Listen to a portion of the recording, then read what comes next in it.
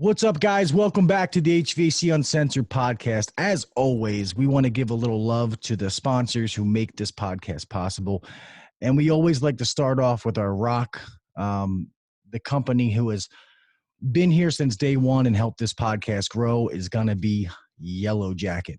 Guys, for more than 70 years, Jack Ritchie set a goal for Ritchie Engineering to become the standard by which all other HVAC hoses are measured.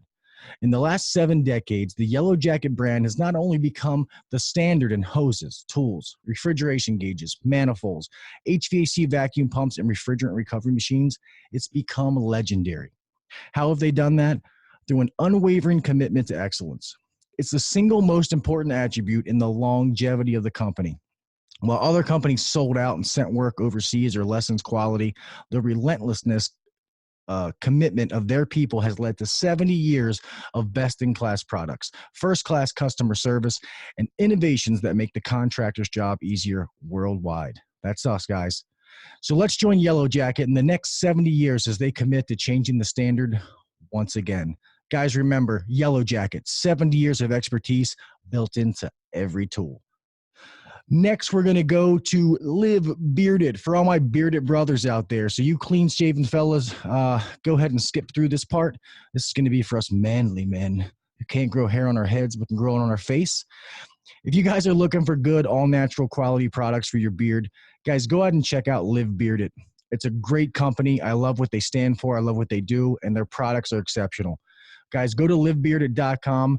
When you go to checkout, put in HVAC Uncensored, and you're going to get 10% off your order. All right, guys? So live better, do better, live bearded. Then last but not least, guys, you've been hearing us advertise for probably the last couple of weeks for a webinar, which has already happened for Service Tech Secrets, which is our good buddy, Gene Slade. Guys, there's going to be more offers coming up, okay? If you go to Service Tech Secrets, I think it's .o or .com, but if you search that, look at his programs. We're going to try to talk to Gene to get another webinar set up.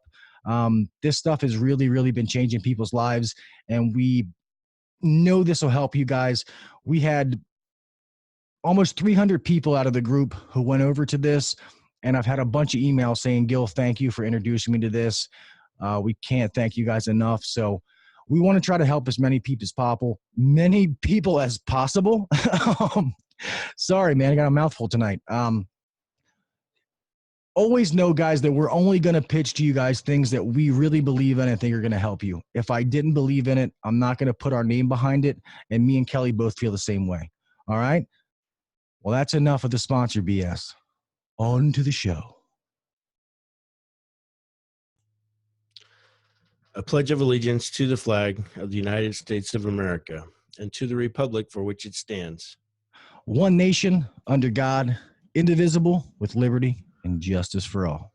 God bless the USA, and thank you to all of our many global listeners.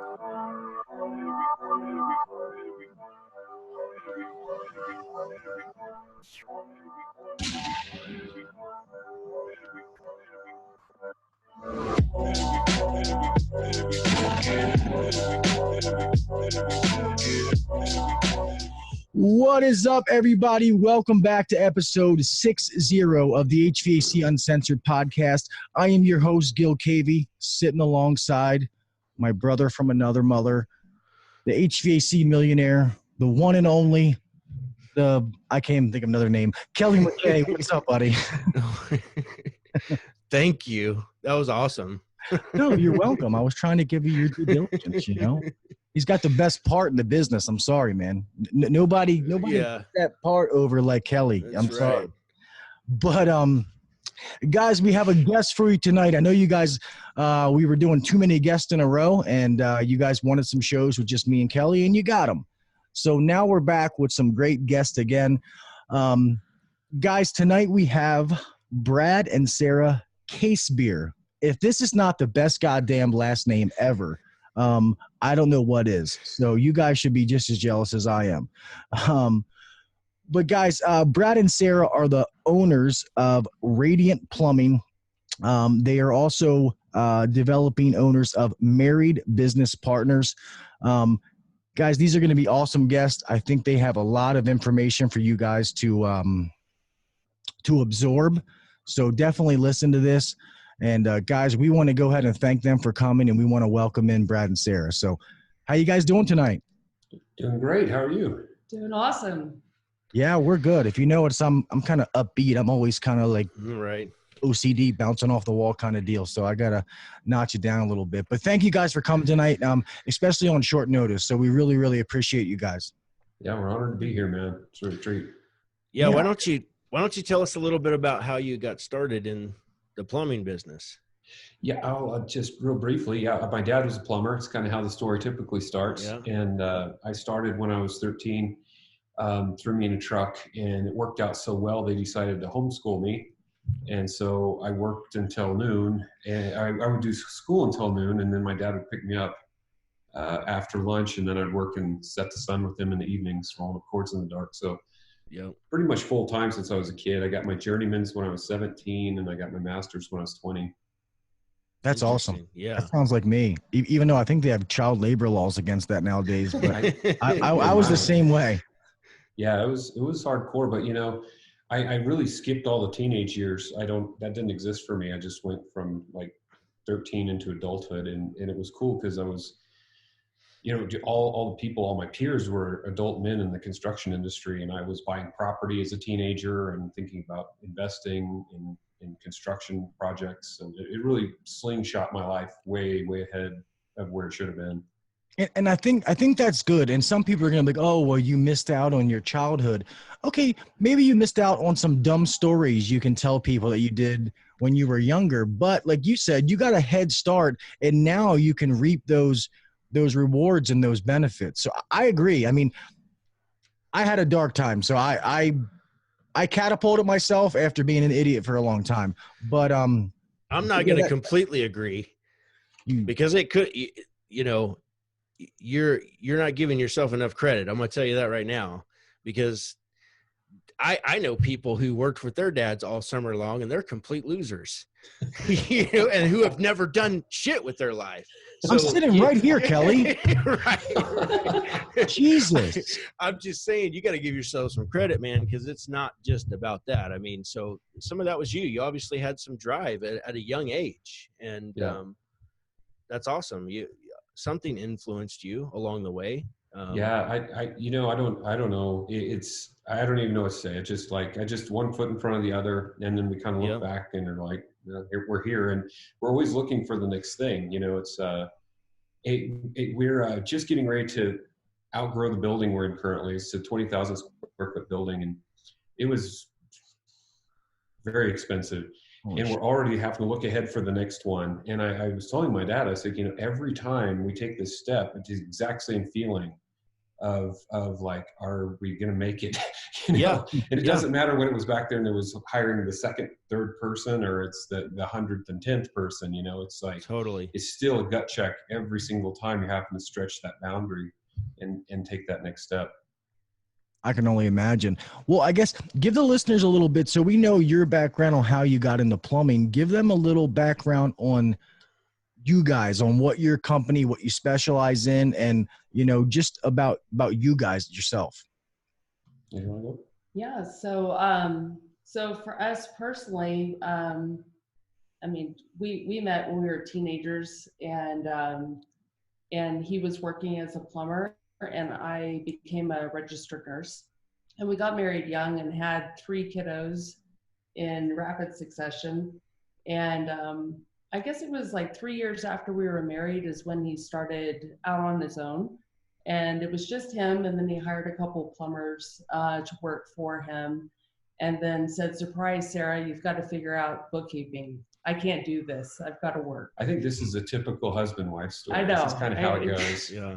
It's good to hear that side of it, though, because we always hear the husband side or the business owner or the one who predominantly in the business, but hearing the wife side of it is good. And that's why I asked that question, because I don't think we get that enough. And this is the first time on this show that we've had that perspective.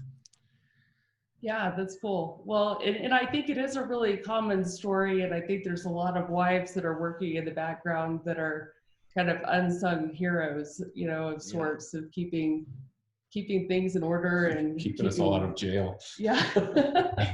Tax evasion. Yeah. Yeah. So he started off and he's kept hiring people, and I was working as a labor and delivery nurse and keeping our little kids wrangled and keeping the books up to date. And there was a point where we really had to take a look at this, and we were not doing great from a net profit perspective. We were doing new construction plumbing. We didn't know anything about business. Oh, so we didn't know anything. you hire more people, you should make more money, right? This is the classic. Right.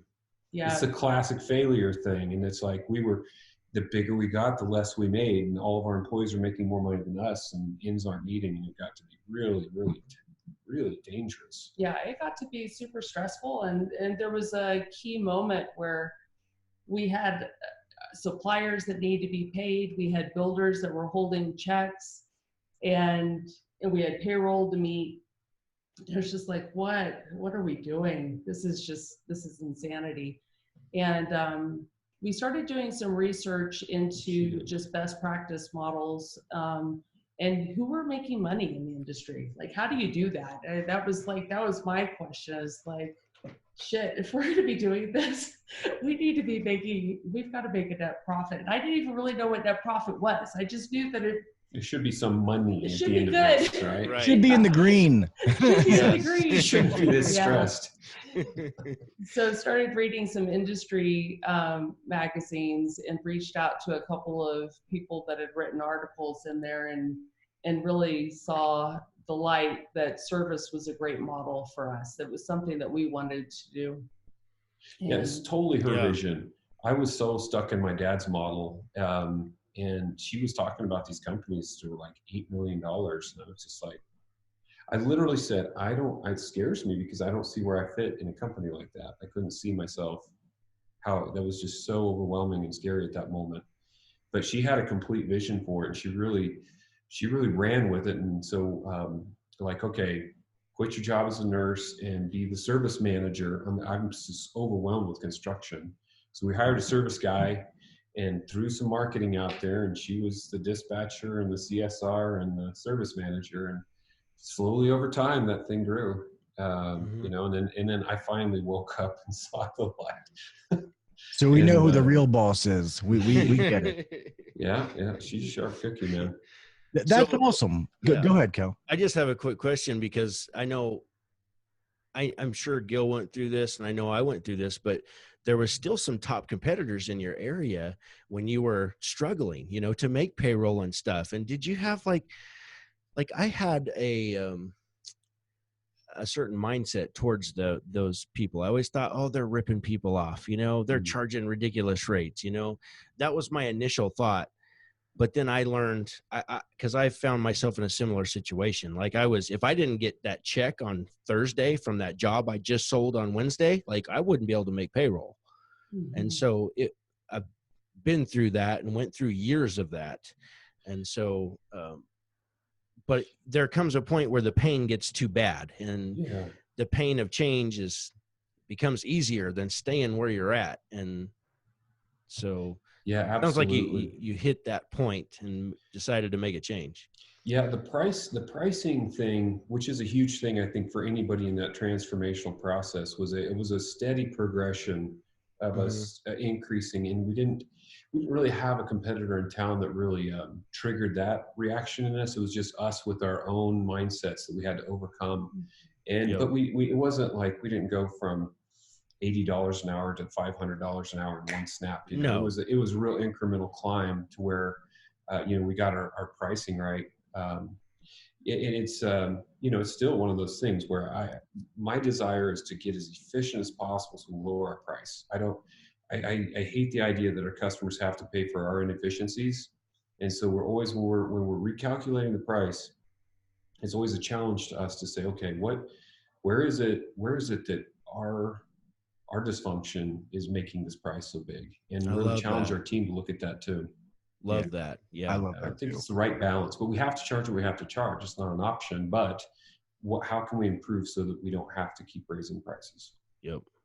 That's an awesome mindset. I mean, and that's, I just saw you guys are in Austin, Texas. Yeah. That's awesome. I actually wanted to move to Texas, like Katy, Texas. Skip that. Come to Austin. It's where it's at. Austin rocks. Yeah. Well, we decided not to, just because I got a good gig here, and I have 4 children and a wife with a brain condition. So just doctors and everything, all our families here. So we decided to stay, but I really, really do love Texas. So I guess let's get into it. I got some questions that I want to ask at the end about that, but I guess let's get in. I guess we heard that you guys just hired the industry trainer veteran, Keith Mercurio. I'm sorry, Mercurio, formerly of Nexstar.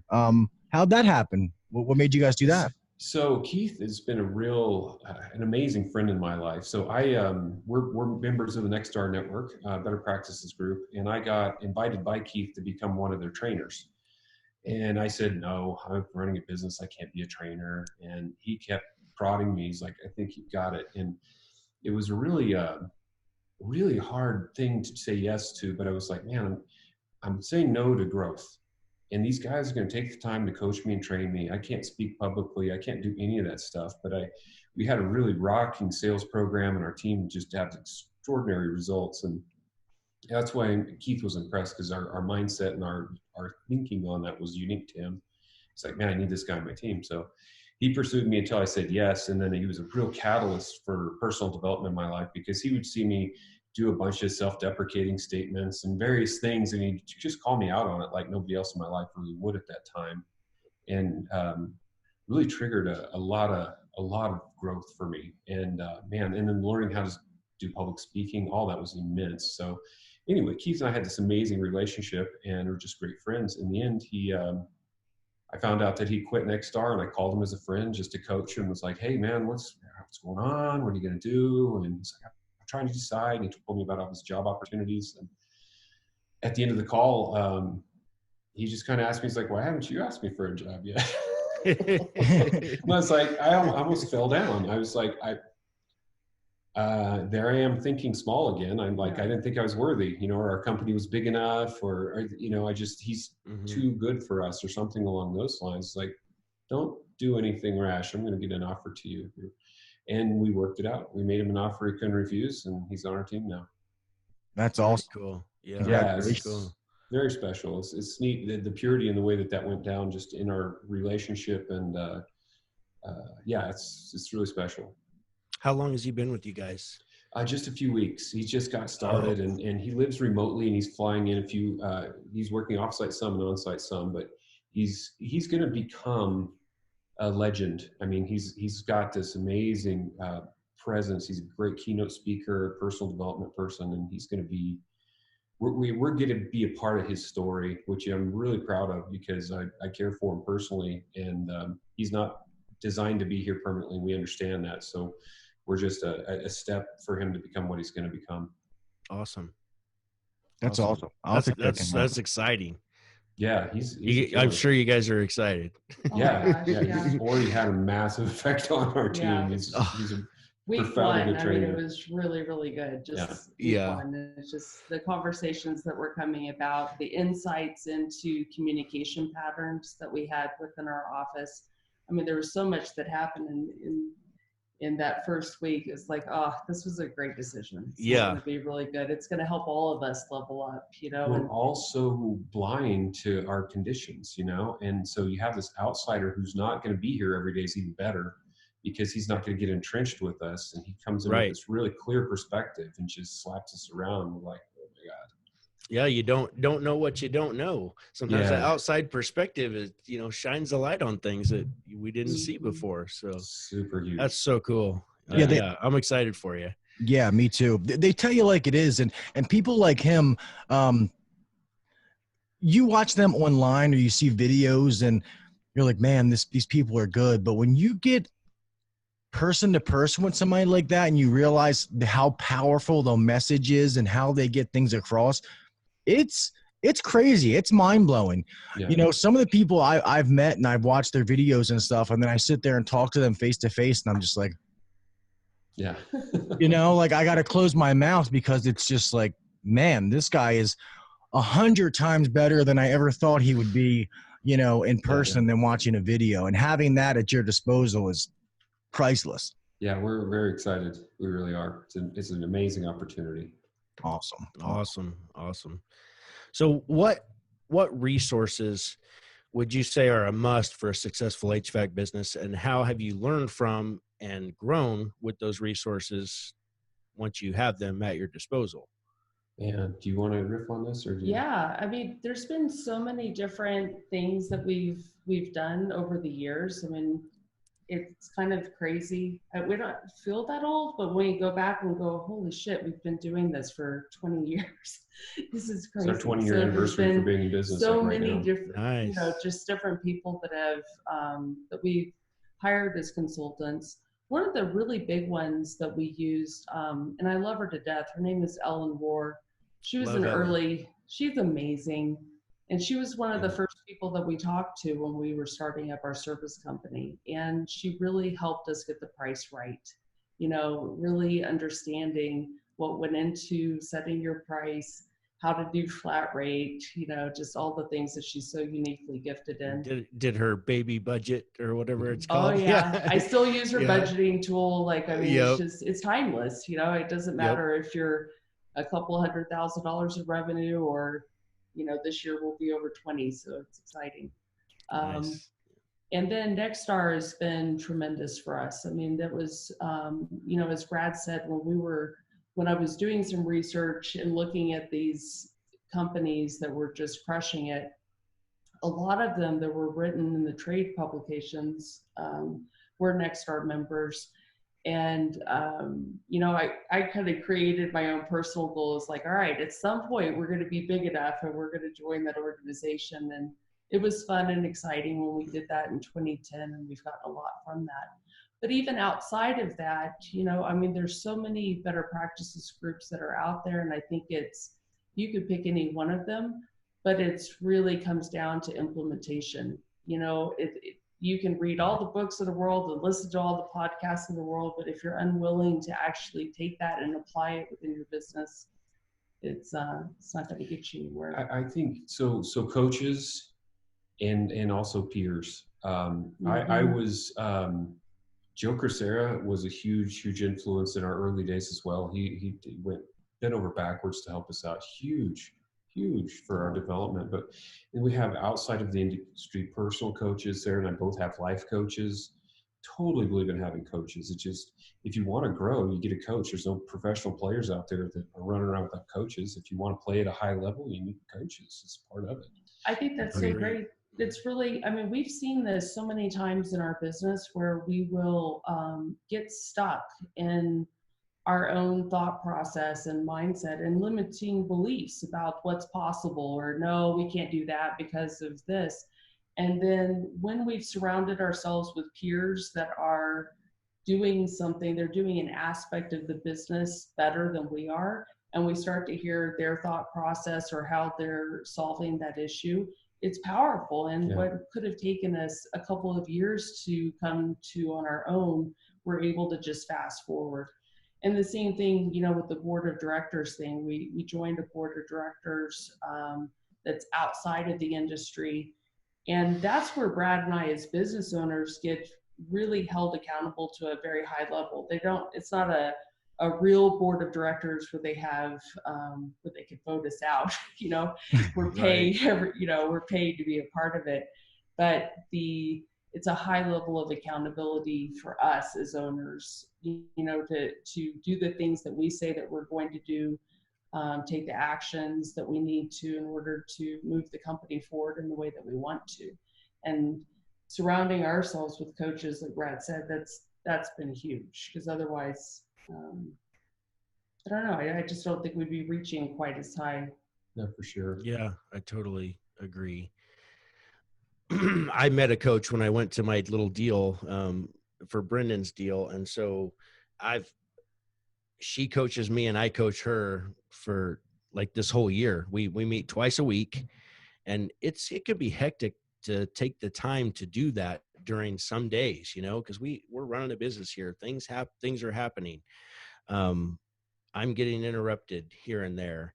It's not nearly as bad as it used to be, but it's that important. Like, it's made such a major difference in my life. There's just been lots of things that I've changed, and it just helps you see things from a different perspective. It provokes thought, like deeper thought, I don't. It's one thing that I need, and Kelley has told me that's one thing that I need to do that I don't, and it's definitely on my list of something I need to do soon, because I am OCD, where if I can't do something 100%, then in my mind, it's like, well, don't do it then. Yeah. So then things don't get done, or I push them off, and I need that person driving me, saying, hey, are you doing this? You doing that? Like, I think that's perfect for me, just the kind of person that I am.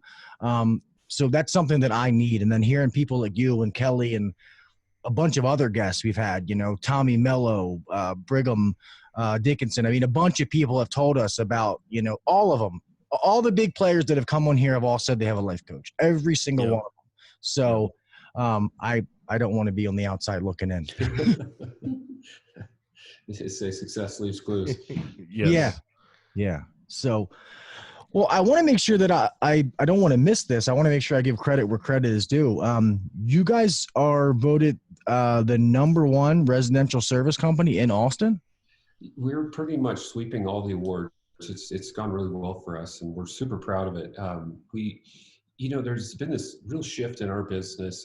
We were really focused on growing and doing all this stuff, and somewhere along the journey, it just really hit me like a ton of bricks. Is like, I want to be the best, because we're kind of at a point where it's not about.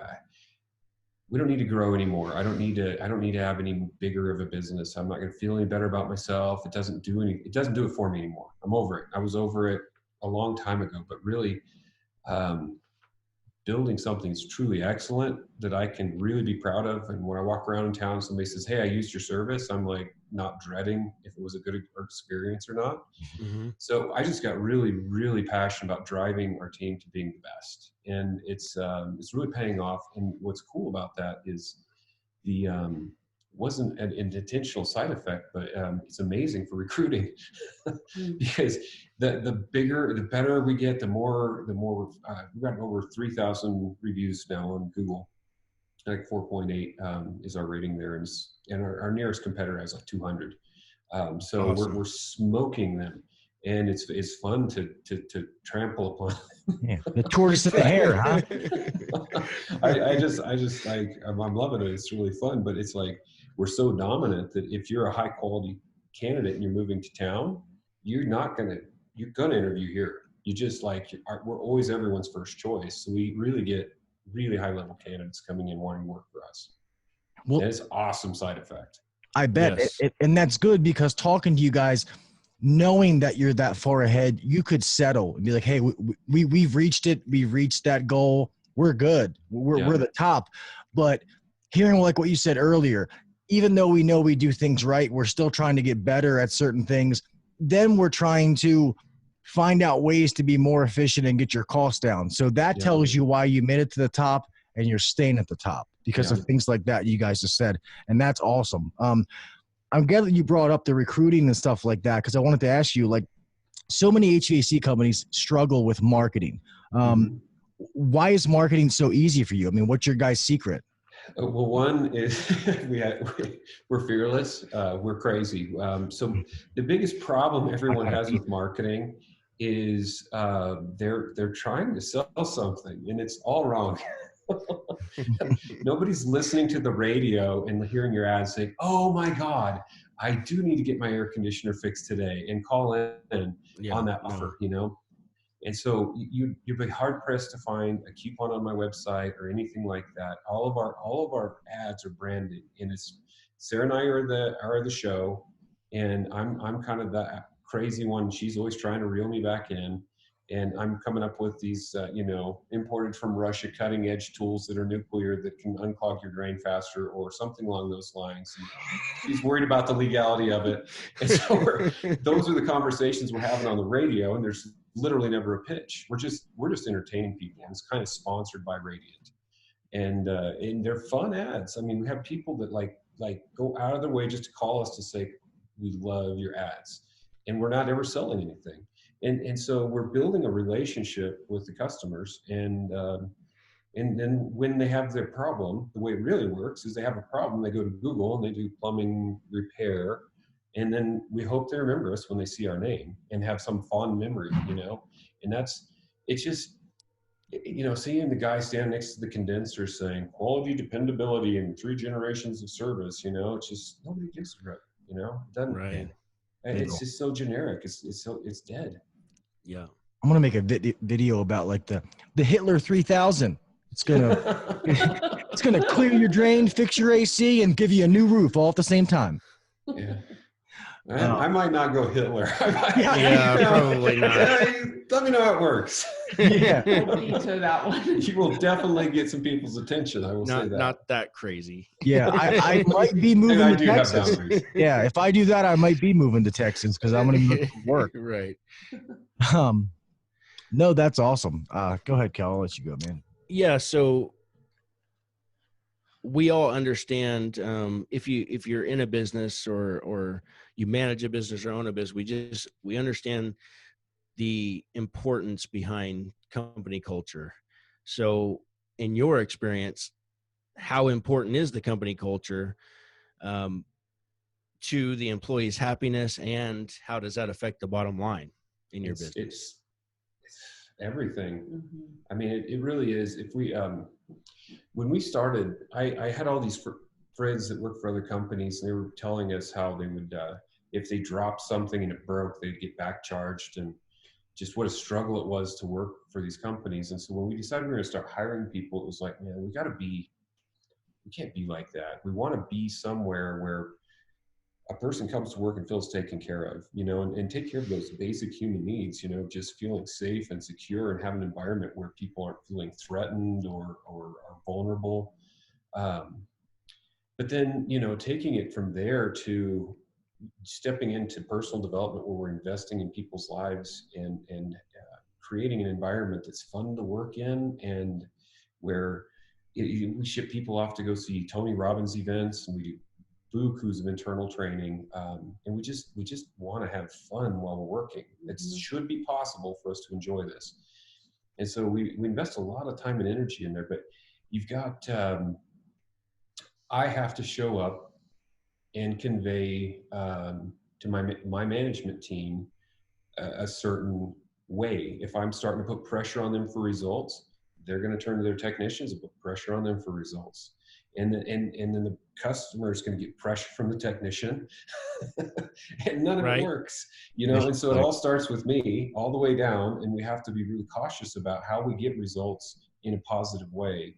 That's about just being excellent, performing, and providing great service, and being all that we can be. Not we got to hit this number or else, you know. And it's right. It's really a challenge to be. So we grew 60% this year. We went from 13 million, we're going to close out north of 20. And that's an intense game to add just $7 million of revenue in 1 year. It's absurd. And trying to keep everybody on the rails, that it's not about the money. It's just not about the money. And it requires a lot of effort for us to coach our managers to just keep everybody calm and just be excellent all the time.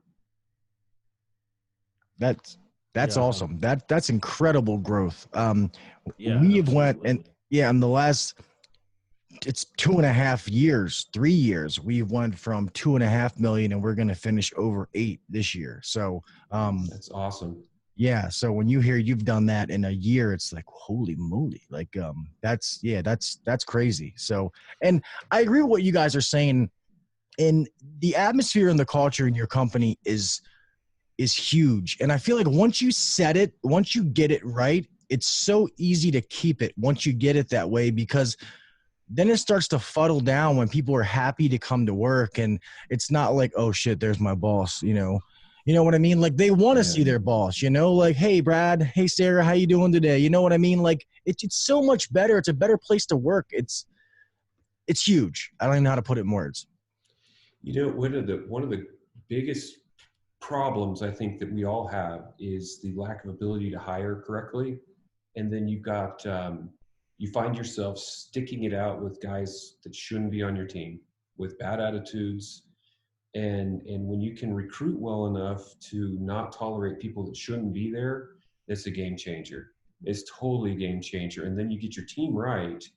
But as long as you're having to survive, when we had to do it, there was times when we had to keep people that shouldn't have been there because we couldn't afford to let them go. But as fast as you can get out of that position and get yourself to where, or just change your structure, lower your expenses and get rid of the asshole and revise how you're doing, because it's just doing so much damage to your team. But we got into that trap when we were more numbers focused, because we had to hit this number. We would keep guys on board that didn't belong.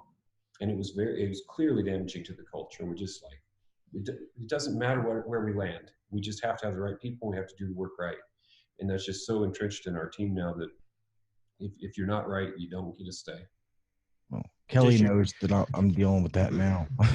Yeah, well, we all have dealt with that, and probably will deal with it again in the future. It's sometimes you make a bad decision.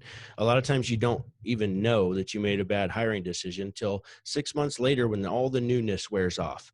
Then you start seeing their true colors come out, and then they get upset over these things that they weren't upset with for the first 6 months, Yeah. So I totally get it. And I don't know if there's a way that you could ever truly know, like if you've made the absolute right decision, until they've been with you for 2 years and they're still producing and they're still happy and they're still a team player with your team, So that's just something that. Kel, I want to ask them this. I want your guys' opinion. We've talked to a few people and me and Kelley have given our input on it. How do you guys feel about hiring people that they have no background in the field? They're just good people. They have the personality that you can grow them, teach them what they need to know to be successful in this trade. Mm-hmm. Yeah, we do that. If we meet somebody that we're just like, holy shit, I mean, we have these moments of we don't know where they fit, but we have to figure this out. This person matches our core values. And so when we see that, we are looking for opportunities. On the technician side, we hire all the way down from the delivery driver. When we hire somebody in that position, we have a path for them so that they're not feeling like they're being stuck in this delivery driver position forever. They can see a path to get into plumbing. They can see a path to get into the HVAC side of the business. They go right up through the company. It's fascinating. Mm-hmm. We currently have my primary salesman met a waiter in Houston, Texas, and was so impressed with him. Started talking about air conditioning, and he's in training to become an HVAC salesman right now as a waiter. Mm-hmm. So that's awesome. Yeah, we absolutely believe in it, and that's an interesting deal. Finding people for the salesman role, and we've really struggled with technicians making that conversion. But we're finding other ways to solve that riddle and get people that aren't they have the right attitude to really workable when they get in that position. It's been pretty fun to solve that problem. I've got a key question because I feel like I'm approaching this spot. Maybe, I don't know. We're shooting for 2 million this year, and we did 1.471 last year, and I don't know if we're quite going to hit 2. But anyhow, due to metrics and measuring like what's happening so we can actually make some, at least informed decisions to try to make the right moves for our company.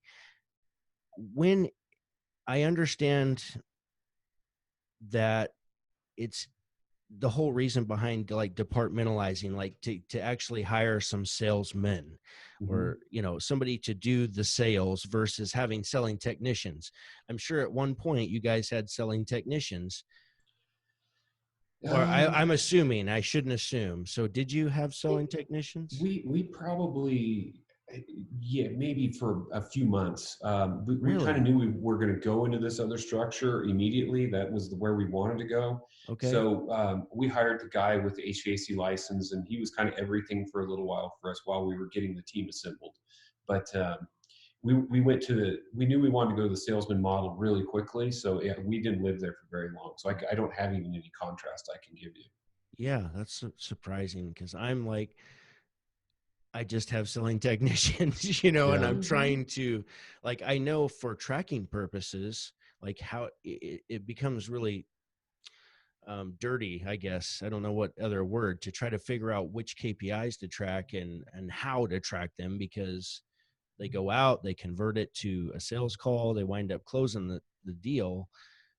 Well, that's a zero invoice on a service technician. Right. You know what I'm saying? So it just gets muddy. The waters get muddy. So, but we also track those numbers separately. So that's why I asked, in case you did live there for a while, but obviously you didn't. So no, we love it. And we've really, so our technicians get like a $300 spiff for kicking over to the sales team. So they're very much incentivized to do that first. It's easier. It's the easiest money you can make. Yeah. And then they get a commission if they sell the repair themselves, and it works really well. Those guys they're killing it. We're winning on both ends of the spectrum. So it's most of the companies we know that are doing what we do, they see that HVAC tech is a loss leader, and it's absolutely absurd in my mind. Our guys generate great amount of leads, and their revenue is phenomenal. They totally pay for themselves. It's a great department. Awesome. Yeah, that's pretty nice. Well, one thing I want to get into, and obviously having both of you, and I commend you, and not to sound like all corny, but the fact that you guys do this together and you've had the growth speaks a lot on your relationship as a husband and wife, because we always say how stressful this is. And some people make that step to start a business, and let's be honest, sometimes it messes up marriages. People go separate ways, like, hey, I don't want the company, I don't want you either. See ya. You know what I mean? Yeah. So I guess, go ahead, Kel. I was just going to say, and they mentioned Ellen Rohr. So you're familiar with Ellen's story. Like her husband still owns a plumbing business, but they don't work together. So yeah. Kind of get clear, right? Yes. Well, let's ask this. So what is it like working with your spouse? What would you tell other HVAC owners who are married and work together, or are considering having their spouse or partner join the company? Do you want me to start? Yeah, why don't you go? One of the things that I'll say is Brad and I have always had a commitment to working things out. We have fights and we have disagreements, and we come at the business really we have a shared vision of where we're going, but at times the strategy for how to get there can be very, very different, and that can create friction. And it was about 3 years ago that we realized, as the business was starting to really gain some traction, that we had created some unhealthy structure where we were sharing some roles. And it was really painful. It was really, really painful. I had been a service manager. He was now a service manager. I had very opinionated about how the operations should be run, and he was stepping into operations and taking it over. And I didn't like the way he was doing it, and so it was just a lot of conflict. And it was really great for us. We came across a couple of resources, but one of the ones that I highly recommend for couples is, it was a book by Gino Wickman called Traction. And when I read that book, it started to make sense that our structure, the fact that our employees saw us as sitting in the same seat as it related to operations, and that they could play us off of each other. Or they didn't know who to ask. Or they didn't know who to ask. So it was just, what we were doing was not going to be the thing that was going to take us to the next level. And so we had to get really clear with our org chart of who was sitting in what box and what the outcomes that person, just like an employee, you have to really start to see yourself, if you're an owner and you're sitting in an employee seat, that you have to execute the outcomes that you would if you hired somebody to be in that. And so we had these conversations like, okay, so you're going to sit in this seat, and right now I'm in finance. My outcomes, I have to deliver month-end close, on the 15th. I have to make sure that our cash flow is this. I have to do all these things. And if at any point any of those things were not being accomplished, he had full permission to call me out on that. And if I was not going to be able to deliver on that, we had an understanding that either one of us could be fired from our employee roles. Just because we're an owner doesn't mean that we have a right to take a salary as an employee if we're not going to deliver on the outcomes of that employee, that if we hired somebody, we would have that level of expectation for them. I think that's like the greatest temptation of all owners, is to give themselves a pass on what they're required to bring to the team, because nobody's going to call you out on your stuff. Mm-hmm. And then of course, getting a really good org chart. If I'm in charge of marketing, I'm responsible to deliver X amount of calls to the team. And then she needs to trust, she can speak up and say, I don't like the way this is going, but in the end, I'm in charge of marketing. And as long as I'm delivering results, then I guess I'm doing a good job. And so we have to trust each other. I trust her in finance, and then there's challenges. If things aren't being met, we talk about them just like another employee. And we have it's sharing our outcomes with the whole team of what we were supposed to produce for our given roles. Our team should be holding us accountable as well. They're scared to still, because we're the owners, but we're very transparent in that I have an expectation. I'm supposed to give you guys this. I'm supposed to produce this by this amount of time. And so that really, and we're accountable on a weekly basis, where we just in the same way that our employees do, we read through our scorecard items and we say we're on track or we're off track, for our particular scorecard. So we try to level that playing field, mm-hmm. and then give each other some anonymity in the roles, and then let each other operate. And as long as it's working, it's working. And that's worked the best for us, working as a couple. Yeah, it's got to be an awkward breakfast to wake up and say, "Hey, honey, you're fired." It happens. Yeah. I'm sorry, I didn't mean to interrupt you, Sarah. No, you're good. I was just going to say one helpful tip that I think was a big deal for us, because I think all couples who are working with each other, it's always a challenge to turn it off, and you get home and you're making dinner, and I'm still not good at it. He's smirking. I see the smirk over here, but we did do some things that started to help and make a difference. And one of those things was we have a weekly one-on-one meeting, and there's things that go into that list. We use Basecamp, and we have an issues and opportunities list. And so if things come to mind during the week or at 9:00 at night, or as we're getting into bed, instead of having to scratch that itch and talk about it right then, he's still smirking at me right now. I don't know what this is about. We'll find out here in a second. But you can, particularly if I know it's something volatile, I'm not going to bring it up in the evening. I'm just going to park it in that issues and opportunities list, and then we can hit it in that meeting. And that actually made a tremendous difference, because it was a really bad habit of just never being able to turn it off. And I think then it just becomes drudgery and work. Yeah. And you kind of lose that aspect of being a couple, and not just really wrapped up. The problem is we both really are into work. Yeah, we enjoy it. And so it's that works kind of in theory, except we both are thinking about work and working all the time anyway. So the 9:00 thing really does happen a lot just because we're both into it. But I think the differentiating factor is we talk about the things that we're enjoying and we're having fun. I mean, we are both very passionate, and there is less about the a problems at parking 9 where o'clock we at night. protect the space and we don't talk about the negative stuff at night.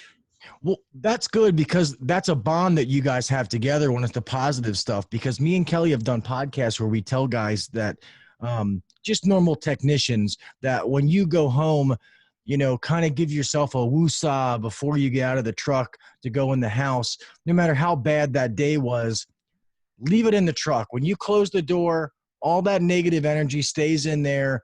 You know, go in. Like, no matter how bad my day is, when I walk in the house, I give my wife a kiss. I say hello to my kids. There's no point in letting that negative energy come in through the front door. And now my whole night with my family sucks because I'm pissed off and now I'm just mad at the world. It doesn't solve anything. So I'm glad you guys brought that up, because I was going to wonder how that works when you work together all day and then you come home and it's like, yeah, I still don't like you from earlier. So, you know, here's your spaghetti, you know, asshole. You know, like that, market this, you know, but yeah, so that's awesome that you guys explained that perfect. So that's really cool. You made it sound so easy. They do. Everything we've asked them, they have an answer that is so genuine that it's like, to not be that easy. It's like the answers are so good. And I know it's not easy, so I don't want to take away from it. Yeah. But, yeah, it sounds like you guys are very well prepared. Like, you're very organized in what you do. And that's awesome. I mean, that's a reflection of your success and why you guys are in the position that you're in. So kudos to you guys. That's awesome. Yeah. Thank you. We put a little into it. I'll say this. We've gone through some hard times too. There's been some really challenging times within our relationship side, working together. And I came to this epiphany. I was being coached, and my life coach said, he said, think about a time when you were really, really deeply in love. And he said, just go there. And I could see it. And he's like, three-dimensional, like color, what was the weather like? And we'd had a new baby and she's holding it on her porch in the sunset. And I could just visualize this. It's like, the feeling was just strong. He's like, when you get home, sit in your truck and go there. And so I would do that literally every night, because we were really pissed off at each other. But I would just reconnect with that soul, that person that is beyond all the trouble of right now today, you know. And then it kind of expanded to that. I thought about her in her wedding dress, and who was that girl that I married that what were her hopes and dreams? What was it that she wanted this to be? You know, who was that? And that's still the same person. And then I went even further, and I've got a picture of her when she's like 6 and sitting on a tree limb. And it's like that just little ornery spark in her eye, you know, and it's like, that's still the same human being that I'm interfacing with here. And I just want to really stay connected to the real soul of who this person is, in spite of, you know, the little bullshit stuff that we're dealing with right now. It's not really that big of a deal in the scheme of things. So just puts it all in perspective. God, that makes me feel like an asshole. I feel like I need to call my wife and apologize. No, that's awesome, man. I mean, just you sit back and listen to you guys, man. And you know, I'm not just saying this because we're sitting here. Let me change this view. It's kind of hard to talk to myself on an angle. Sorry. Yeah, it's really annoying. You shut up, Kelley.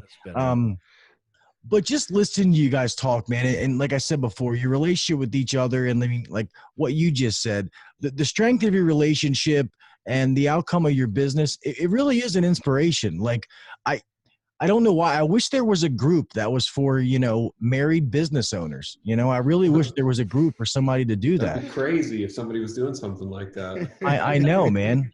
It's you guys should do that. Why don't you guys do something like that? I think we should. I think that's a really good idea. And in fact, we are. So you can see the website at bradandsarah.com, and we have a Facebook page. I think it's Married Business Partners. And we're very, very soon to be launching some podcasts. And the thing I'm most excited about is doing some on-site training in our Radiant office, to where couples from any industry can come down, and we're going to really focus on how to survive working with your spouse, and just it's not operational. It's not about you know how to get a tech to show up on time and stupid stuff. I mean, there's tons of places to go for that. This is about how you work with your spouse exclusively. And we're really excited about it. And we've got some amazing tools that we use and we've developed that are phenomenal. I just shared one with you, but it's, you can win. And I'll tell you this, I truly believe we were designed for this. I believe a husband and wife were designed to be co-creators to work towards a common goal. And our industrial revolution has got us going in all kinds of different directions, and that's nice. And if that works, but we shouldn't be the outliers that are weird. I think that we've just missed some training in our culture to be able to win in this with the relationship and in business, because we're both linked up and going one direction to build something for us. And you can't have a better partner than your partner. Yeah. And I can't imagine doing a business alone. We talk about that. Like, how do people build a $20 million business all by themselves? I'm so impressed that people do that, because we've got each other. And when one of us is down, the other one is there. It's really been a huge, huge advantage for us. Or I see a lot of them that are single or they've been married multiple times. Some of the ones, and I know it's not all of them, but just quite a few that I've seen, they've stayed single or they're on like wife number 3. So, I just think that relationship and that bond is huge. And I think that group, that podcast that you guys do is going to be phenomenal. Cause like we said, off air, there is nothing like that. And that is a huge void that I know people will listen to, because there's a lot of companies and businesses out there, and what you guys are saying can fill any business. It doesn't have to be HVAC or plumbing. That relationship is still the same. So that's great for you guys that it's not a niche as far as HVAC married, partner. Right. It's just business in general. So that's really cool. I mean, I know that's going to do well. We honestly, I personally feel like this is, everything has been a training ground for that. And that's our actual purpose. Yeah. And this has just been training for that outcome. So we're very excited to get it launched. Building the business this year, 60%, and doing what we're doing is required so much of our capacity that this thing's just been on hold for a little too long. And it's all staged and ready to go. We just need to jump off the cliff and start putting out some content. Oh, absolutely. Yeah. Like we said, if we can help you guys in any way, not that we're some professionals, but if we can help you in any way, just let us know. We would love to support that concept and support you guys for sure. Cool. Thank you. Thank you. So we are getting at 56 minutes, but I've written down 2 questions that I would love to ask you guys. One is one that you guys are actually the first ones that we're going to try to ask everybody throughout the guests in the podcast. But cool. The first one is, and we kind of touched on it a little bit already. For all the people out there listening, you got a service tech that's sitting in his truck and he's thinking about, man, I want to start my own company. What would be your biggest piece of advice to them in starting their own company? I would say get a business coach. I think that the technicians that are thinking about this, they are amazing at what they do technically, and they have to really purpose to learn how to run a business. And they have to really purpose to learn the numbers side of the business. They have to really embrace that part of it.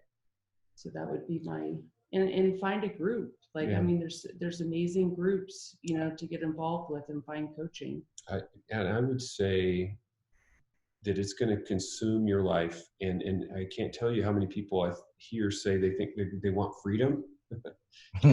No. Good luck. Good luck with that one. It's going to own you. It owns you. And you got to really be committed for an incredibly long haul and a whole lot of pain before you ever get any reward. And our technicians average $90-something thousand. You really want to count the cost. If you can get a job where you're making 90+ thousand, or shift into a salesman role, our salesman's going to make over 400 this year. I mean, if it's about money, there's a lot cooler ways to make money than all the strain and learning you have to do to own a business. So I really think about what it is that I want as an outcome, because owning a business is the biggest pain in the ass. It's enormously hard. and you like, you have to learn so much shit. It's just unbelievable. And if it's about money, man, I can think of so many better ways to make money, for sure. Like, so you have to really decide what you want out of it. God, that's so true. Yeah, I couldn't agree with all of that more. Yeah. Absolutely. That's all the things that me and Kelley have said only a million times on here. We're like, if you think you're going to go start a business and you're going to, I'm going to automatically make $100,000 a year. No, you're not. That's not the way it works. You're probably going to make, you're going to make less money than you made working for a company.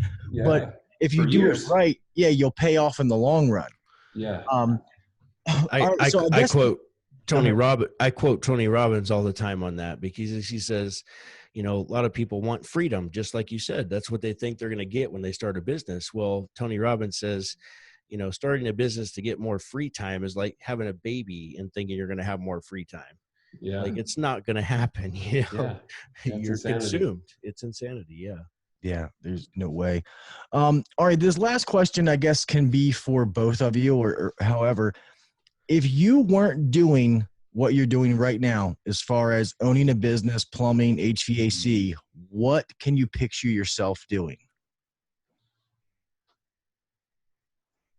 I've got two things, and I don't know which it would be, but I'm a huge outdoorsman. I would be a full-time guide, and I've been hunting elk in New Mexico, shot a monster bull, and it's like I'm so passionate about that stuff. And then the other thing that I've discovered late in life that I'm insanely excited about is Formula One. I would love to be in engineering side of the Formula One team and all the deep science and strategy that goes into that. Love it. That would be so cool. That's awesome. Would you still be a nurse, Sarah? I am fascinated by functional medicine. So I would be a functional medicine doctor. What is functional medicine? It's too hard to explain. It's more the natural homeopathic kind of stuff. You're not pushing drugs. Yeah. Say they call that a street pharmacist in Baltimore. So there you go. A lot of money in that, I hear. Yeah. No, that's awesome, guys. And I really hate that we're getting close to the time limit, because this has been awesome, getting to talk with you guys and hearing your story, man. You guys, your story is awesome. You guys really are an inspiration. And the way that you guys talk and you give your bond, you can see your bond together. Little things watching you guys when you answer questions, when you see that you look each other and you look back. Just little things, being married to my high school sweetheart. And, we probably, I don't know if we could do a business together. I love her to death, but we could. I take that back. We could, but just seeing you guys do that and the way that you interact and the way you talk about business and the way you feel about it and stuff like that, there's, I guess it makes sense why you guys are successful and the reason your business is doing what it is. I guess, that's all I can say. Well, thanks. Thank you. We just keep going. Yeah, we like each other. Just put one foot in front of the other. That's all we've been doing. I'm that story of the, I need a bookkeeper. Here you go. And I gave it to my wife, and then it just wasn't getting done. And so I took it back and found an accountant. And so it just didn't work. So my wife doesn't have anything to do with the business. So it's definitely different, Yeah, I took it from my wife and gave it to my girlfriend, and my wife got pissed. I'm like, well, what's the problem? It's getting done. Just kidding, honey. If you're listening to that, I'm just joking. You never had it in the first place. But guys, I guess we're going to have to end the show. I want to thank you guys. I'm going to let Kelley go to close it out. You guys are welcome on this show anytime. If we can help your married business partners grow, like I said before, in any way, please let us know. Keep in touch by email.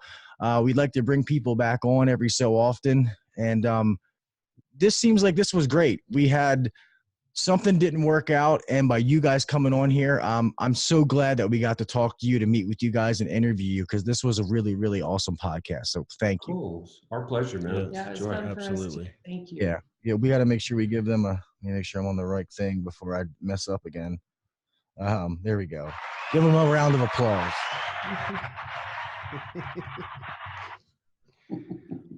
But go ahead, Kel. Let's go ahead and close this out, my friend. Hope you enjoyed this podcast. I know I did. These Brad and Sarah, they're obviously a wealth of knowledge, and to be able to take their business 60% after being that could be somebody's end goal is the 13 million, let alone adding $7 million in 1 year. And it's unbelievable. So I'm excited for them. I'm excited for everything that they're going to do. I know they're going to be serving so many people, and I can't wait to see how much you're going to help couples who really struggle being in business together. So congratulations. And thank you so much for serving those people, because they need help. They need the tools to be able to not get divorced, because it happens. So, and just want to thank them for coming on. Guys, please subscribe. Please leave us a review. Tell your friends, family, coworkers, neighbors, family about us, and keep spreading the word. We really enjoy doing this for you guys, and I hope you really enjoyed this episode. So whatever you do, go make money. Yeah, guys, I can't agree with Kelley more. If you're watching the video, all of our social media stuff is real fast. Get this out of the way. All of our social media stuff is up on the screen. If you guys can show us some love, we would greatly appreciate that.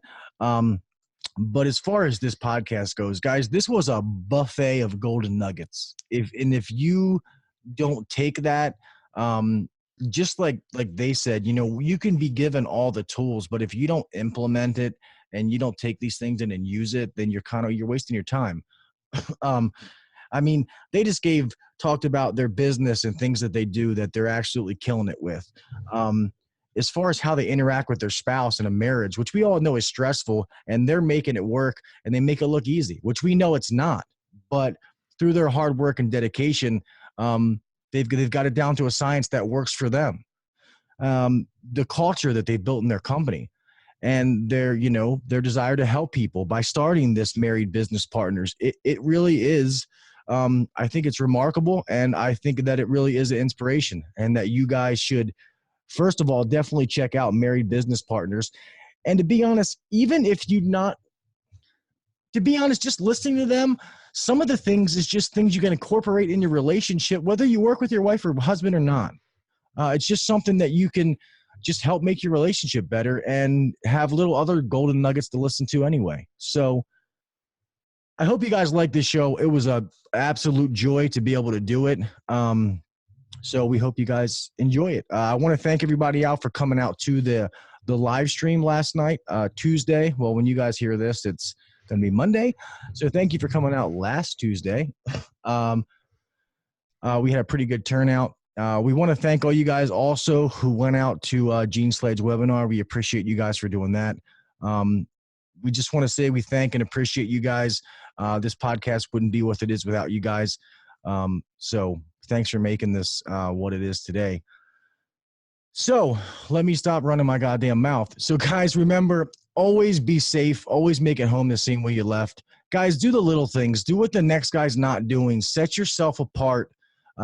Make sure they know who your name. When you leave that house, you do a service call, they know it was Gil. They know it was Kelley. They know it was Brad. It was Sarah, not that technician or that person. Give them that wow factor so they know, and provide a great service. So guys, we appreciate you. We love you. And until next week, we'll talk at you mofos later. All right. Peace. Peace. Thanks for listening to the HVAC Uncensored podcast. Don't forget to check us out on Facebook and Instagram, or email us anytime at hvacuncensored@gmail.com. Now, get back to work. Shut this down. The views and opinions shared on the HVAC Uncensored podcast may not necessarily be the views and opinions of our sponsors or guests. All right, and we're clear.